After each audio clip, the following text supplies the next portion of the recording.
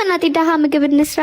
ባለፈው በ5 ደቂቃ የሚደርሰው ምስር ወጥ አሳይቻችሁ ሌሎቹንም እንዳሳያችሁ በጣም ደስ ብሏችሁ ነበር። ስለዚህ እቺን ቪዲዮ 5 ጊዜ ኮፒ ሊንክ ያደረጋችሁልኝ ፈጣን ድርቆሽ ፍርፍሩን በ5 ደቂቃ የሚደርሰውንና አጃ ቂንጬውን እንሞክራለን ማለት ነው።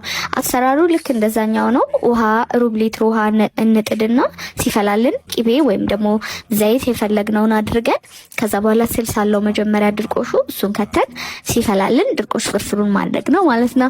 እኔ የምላችሁ አርሰናል በማሸነፉና ዋንጫው በመብላቱ ምን እየተሰማችሁ ነው? እኔ እስካሁን ድረስ ደስታው አልለቀቀኝም።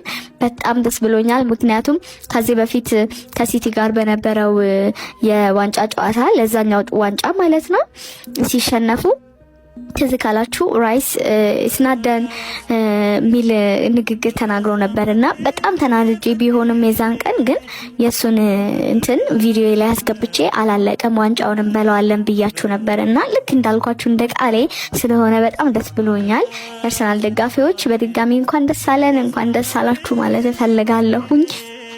ቀጣዩን ደግሞ የቻምፒየንስ ሊጉን ደግሞ እንደምንበላው ዋንጫውን እንደምናነሳ ደግሞ ተስፋ አደርጋለሁኝ።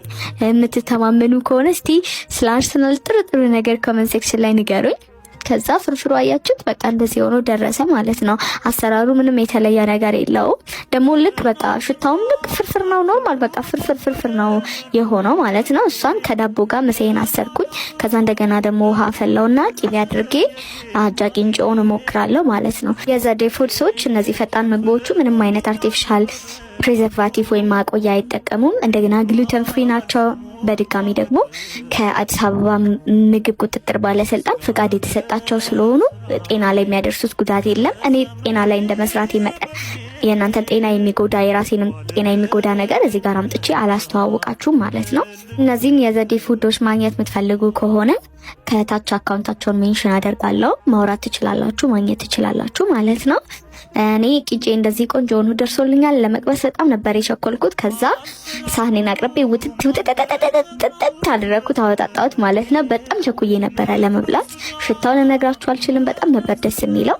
ከዛ መብላት ጀመርኩኝ ማለት ነው። በጣም ነበር የሚጣፍጠው።